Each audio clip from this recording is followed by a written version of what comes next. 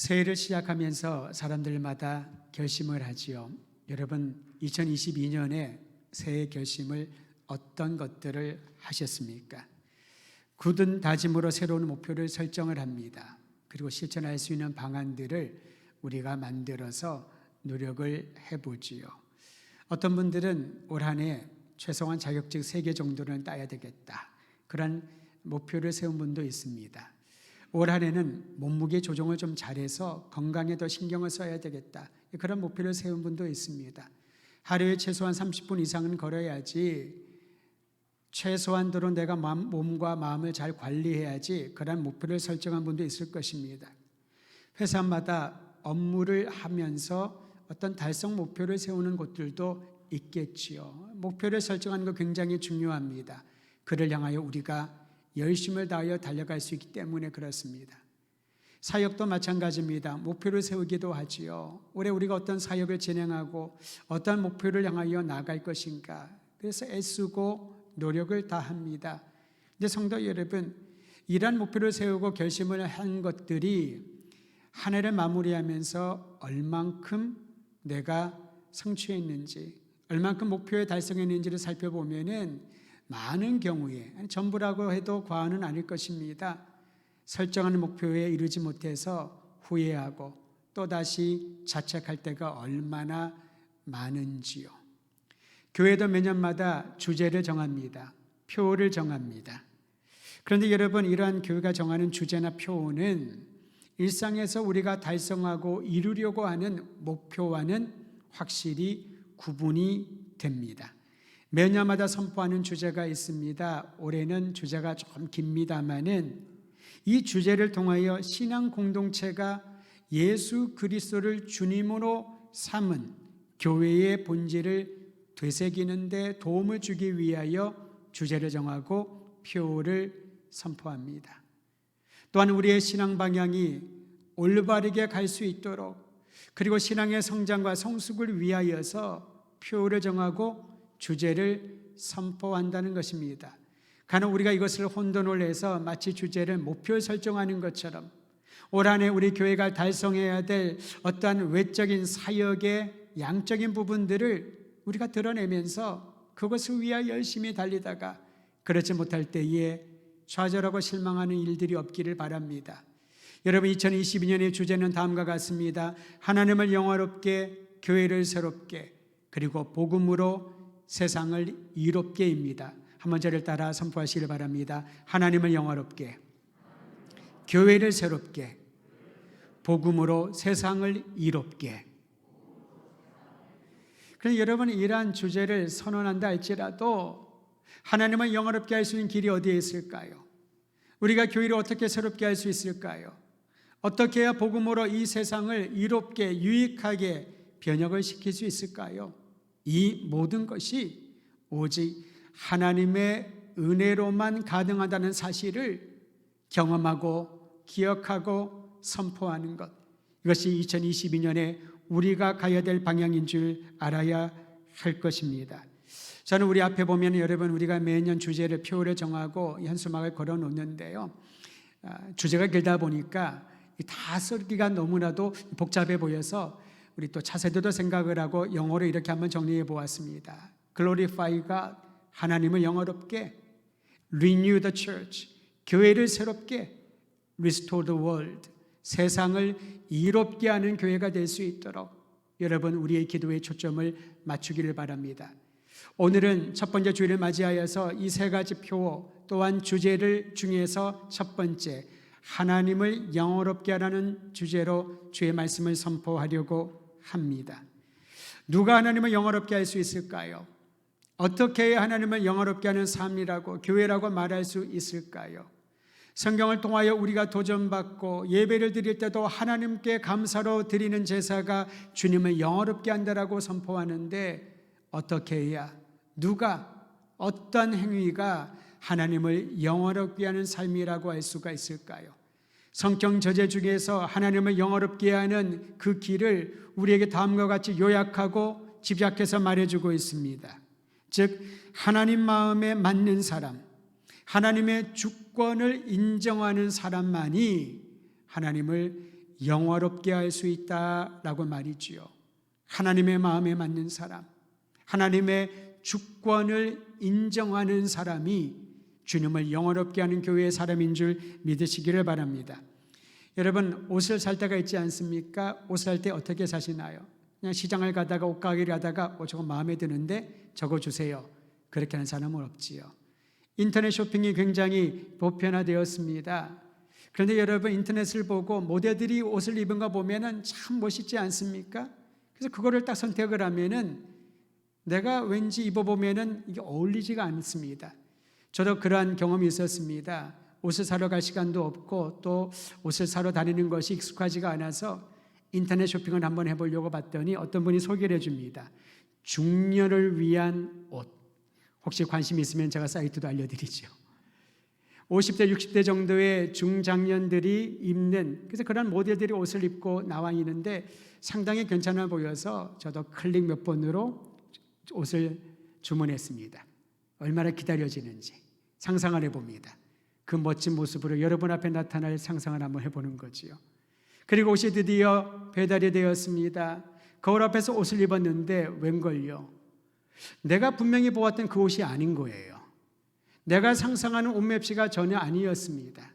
입어보지 않고 눈으로 샀기 때문에 그럴 수밖에 없지요. 후회하게 됩니다. 여러분, 우리가 옷을 사러 가면 그 옷을 입어보지 않습니까? 피팅룸에서 옷을 입어봅니다. 이 옷이 나에게 맞는지, 맵시는 괜찮은지, 착용감은 편한지를 경험해야 우리는 그 옷을 사기로 결정합니다. 우리가 하나님의 마음에 맞는 사람인지 아닌지를 알려면은 이처럼 하나님의 말씀의 옷을 입어보아야 됩니다. 기도의 옷을 입고 있어야 된다라는 거지요. 주님의 일을 섬긴다고 말하면서 하나님을 영화롭게 하는 사람이 되기를 원한다라고 아무리 목 놓아 외쳐도 하나님의 말씀의 옷을 입지 않고 기도의 옷을 입지 않는다면은 그 옷은 여전히 나에게는 어색하고 내 옷이 아닌 것 같고 활동하는데 불편함을 느낄 것입니다. 말씀의 옷을 입지 않고 기도하지 않고 나의 경험, 나의 생각, 내가 좋다라고 생각하는 것, 나의 열정으로 주님을 섬기다 보니 이게 잘 안 맞는 거예요. 나의 열정은 너무나도 분명하고 나의 경험은 풍성하고 나의 지식과 이론은 지금까지 그대로 진행되면 모든 결과가 나왔는데 하나님의 말씀의 옷을 입지 않고 기도의 옷을 입지 않고 주님을 섬기다 보니 삐끄덕거리고 문제가 생기고 고통스러워지는 것입니다. 새해에는 진리의 말씀인 성경으로 옷 입으시기를 주의 이름으로 축원드립니다. 기도의 옷을 입고 주님이 주시는 참된 열정으로 주께서 행하시는 위대한 역사 가운데 동참하시기를 우리 주의 이름으로 부탁드립니다.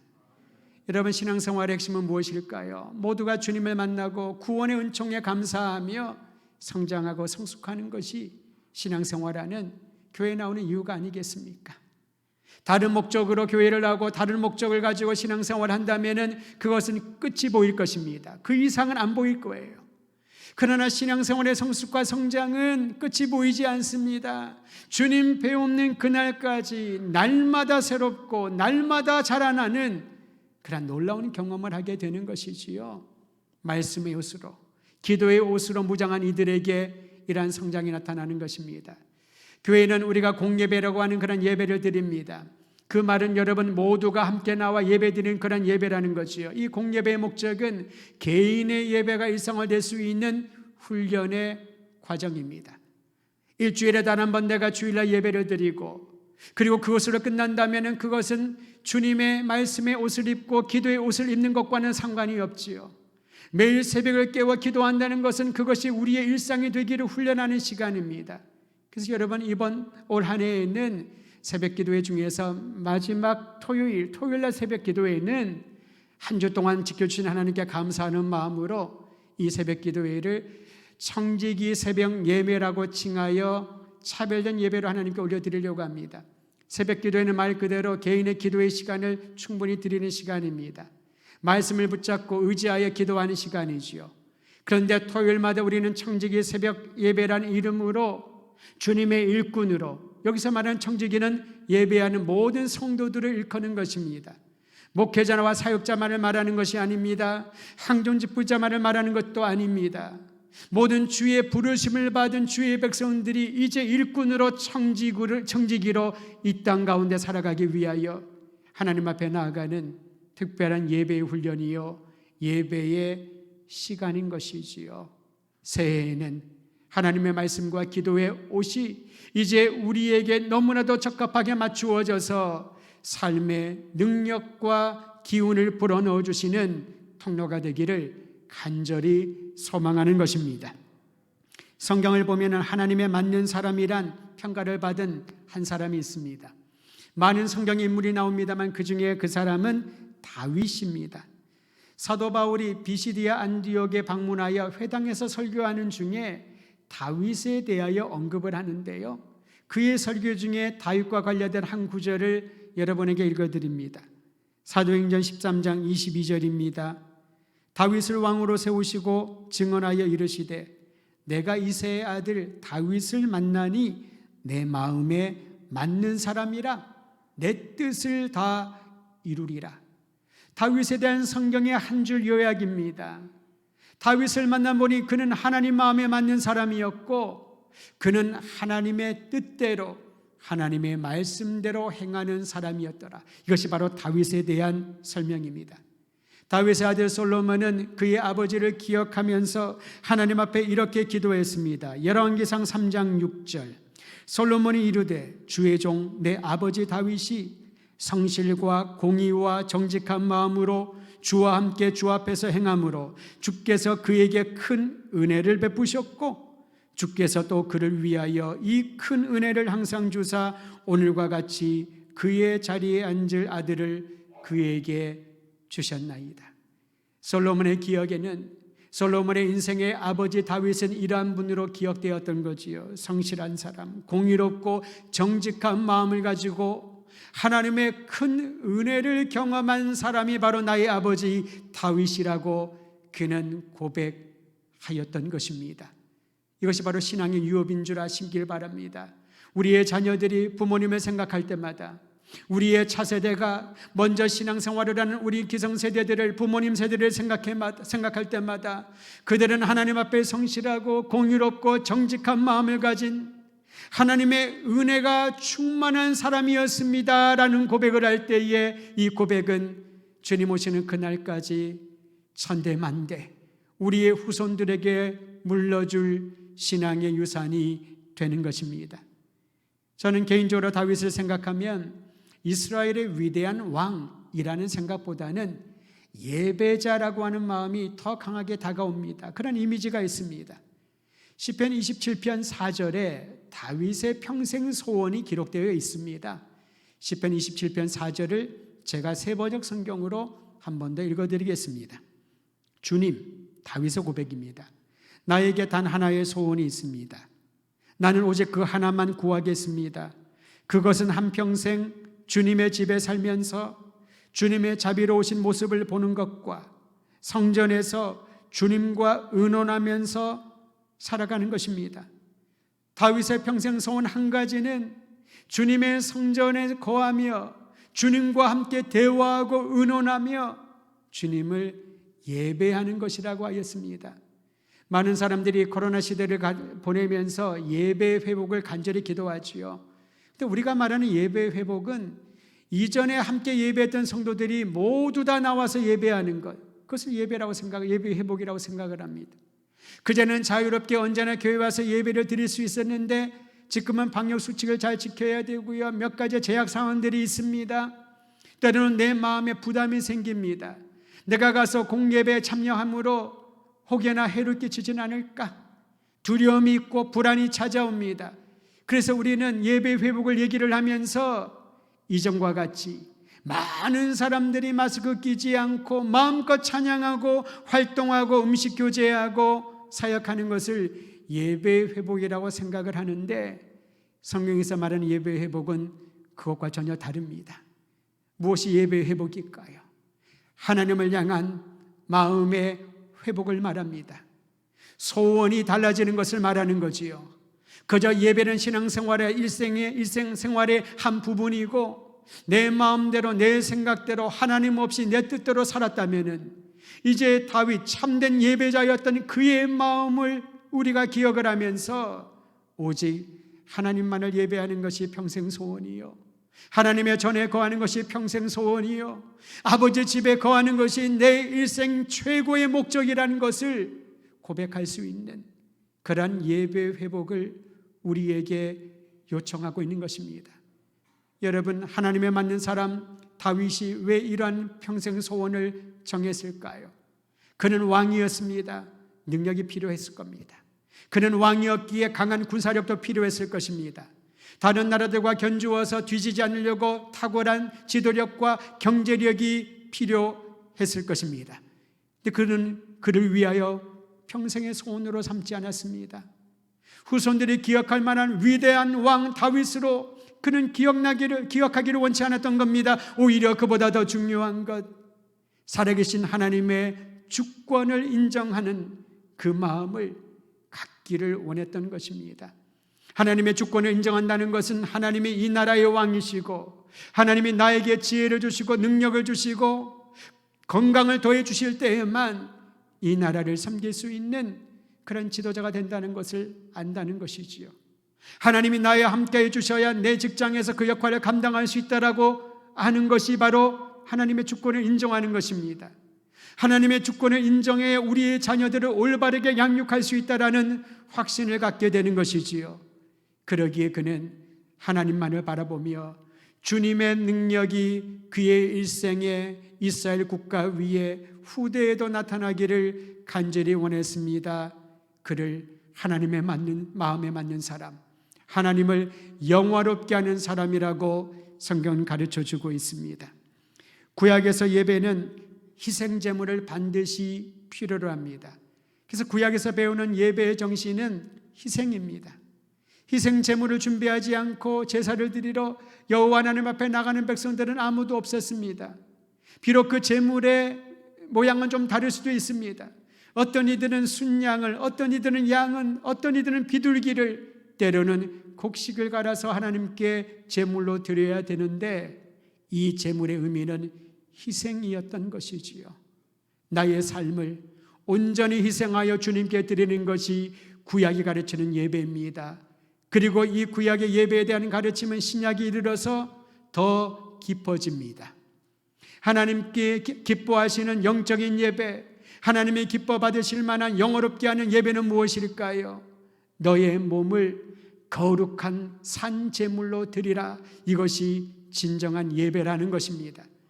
구약에서는 나를 대신하여 동물을 희생 제물로 바쳤다면은, 곡식을 바쳤다면은, 신약에 이르러서는 나를 대신하여 딴 것을 드리는 것이 아니라 네 몸을, 네 자신을, 너의 생명을 거룩하게 구별하여 살아있는 채로 하나님께 드려라. 이것이 영적인 예배라는 것입니다. 하나님의 마음에 맞는 사람, 주님의 주권을 인정하는 참된 예배자만이 주님을 영화롭게 하는 줄을 알고, 여러분은 우리가 참된 예배자로 거듭나고 새로워지기를 주의 이름으로 축원드립니다. 두 번째로 누가 하나님을 영화롭게 하는 사람일까요? 살아계신 하나님을 전적으로 신뢰하는 사람이 하나님을 영화롭게 하는 사람입니다. 성경을 읽다 보면 수많은 인물들이 나오지요. 여러분, 어떤 사람들의 생애가 도전해 주시던가요? 한두 명 있을 것입니다.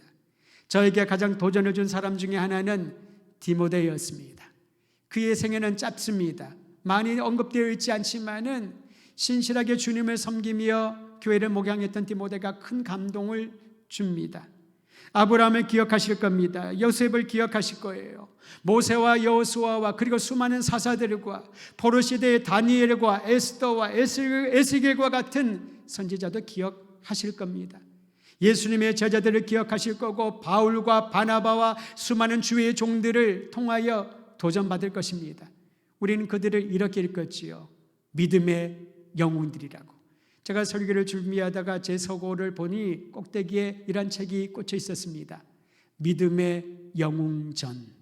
아더 핑크라고 하는 목사님이 오래전에 쓴 책인데 꽂혀 있더군요. 바로 그 옆에 공교롭게도 하나님을 감동시킨 기도의 사람들이란 책도 꽂혀 있었습니다. 바로 그 옆에는 5만 변의 기도에 응답받은 조지 뮬러의 책도 꽂혀 있는 것을 보았습니다. 우리는 이러한 책을 읽으면서 도전을 받습니다. 조지 뮬러 같은 믿음을 가져야 되겠다. 성경에 나와 있는 이런 믿음의 영웅들과 같은 삶을 살아야 되겠다. 하나님을 감동시키는 기도와 사역에 헌신해야 되겠다. 우리는 그런 생각을 하고 있지 않습니까? 그러다 보니 그들의 신앙 여정과 행적을 짚어갑니다. 그들의 믿음이 얼마나 큰지를 강조하면서 본받으라고 도전하고 가르치기도 합니다. 그런데 곰곰이 생각해 보면 지금까지 우리가 배우고 우리가 가르치고 말했던 이 믿음의 영웅들에 대한 생각들이 믿음을 생각하는데, 믿음을 우리가 떠올리는데 초점이 잘못된 것을 발견하게 됩니다. 성경 인물들에 집중한 결과 오해가 생기고 부작용이 생깁니다. 나는 죽었다 깨어나도 기도원처럼 하지 못해. 나는 어떤 환경이 주어지더라도 욥과 같은 사람이 될 수는 없어. 우리는 영적인 열등감을 갖게 됩니다. 그리고 본인이 생각을 하죠. 나는 여기까지 이 정도 믿음 생활하다가 이 정도만 하면 하나님 앞에 그저 부끄러움이 없을 거야. 그 정도로 본인의 신앙의 수준을 딱 정해 놓습니다. 엄청난 믿음의 사람이 있어야지만 역사가 나타난다고 생각을 합니다. 부흥이 일어난다고 생각을 하지요. 강인한 믿음의 사람들이 없기 때문에 오늘날 부흥의 불씨는 다 꺼져버렸다라고 한탄하고 그냥 지나가 버립니다.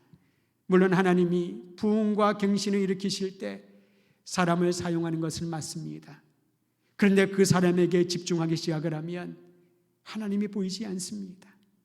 능력을 나타나는 신유력이 일으키는 놀라운 부흥을 일으킨 그 사람에게만 집중하다 보면은 전능하시고 살아계신 하나님이 어느덧 뒤로 물러나 있는 것을 보게 됩니다.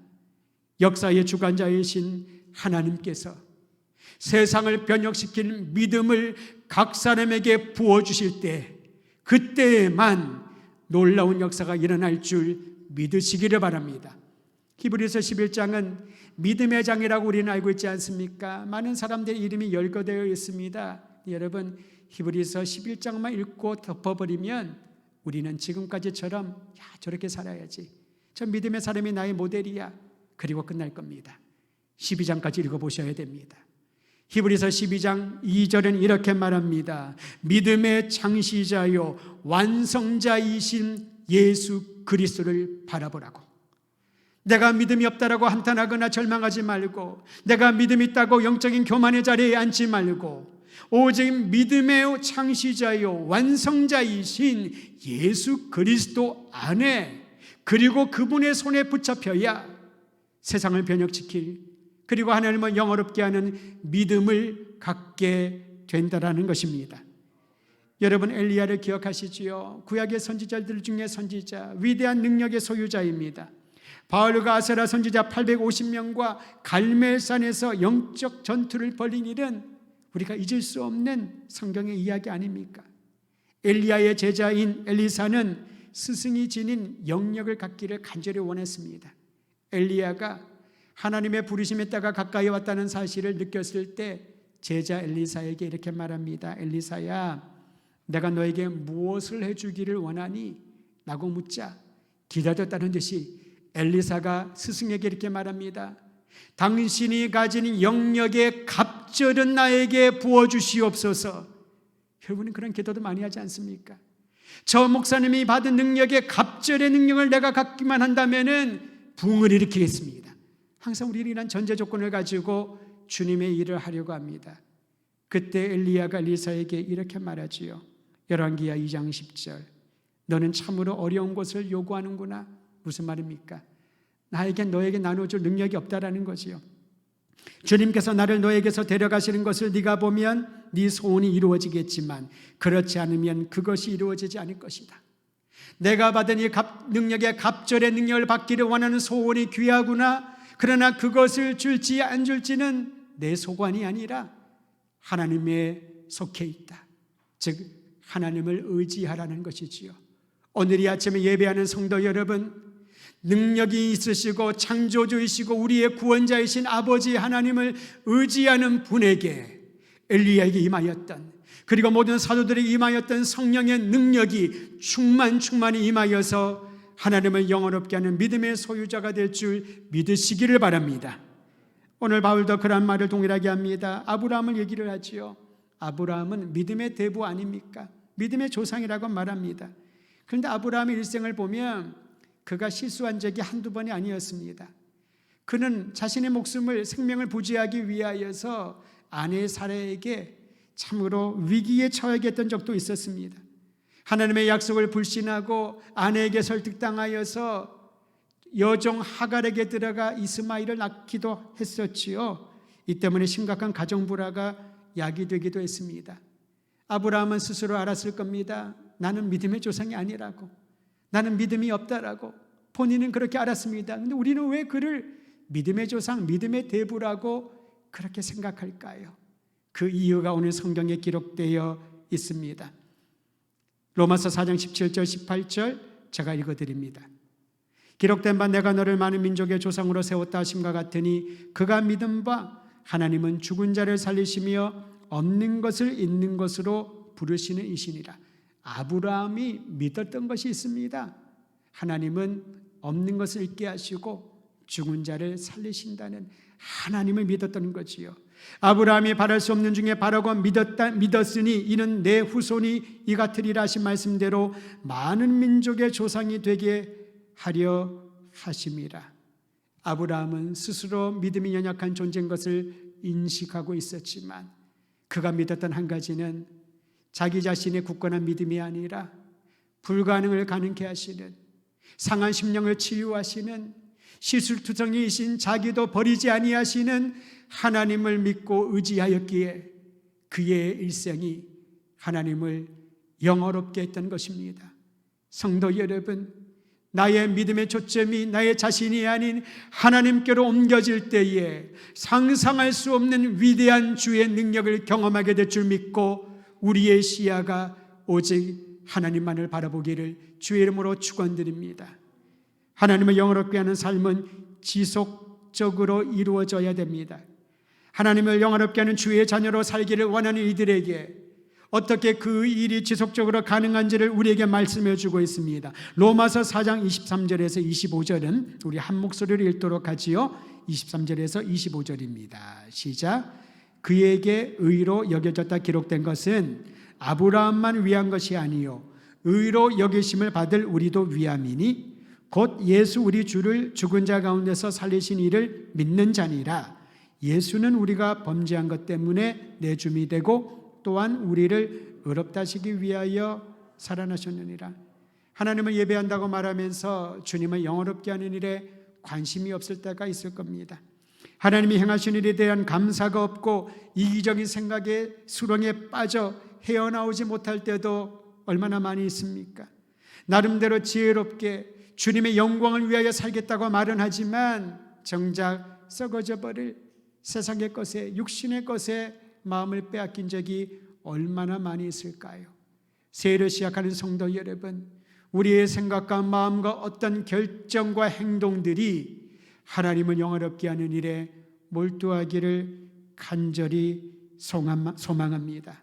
어제나 오늘이나 영원토록 동일하신 그리스도 예수께서 우리 모든 믿음의 형제와 자매들에게 평생 하나님께 영광, 주님을 영원롭게 하는 걸음이 되게 축복하여 주실 것입니다. 주님만을 신뢰하며 찬양하시기를 바랍니다.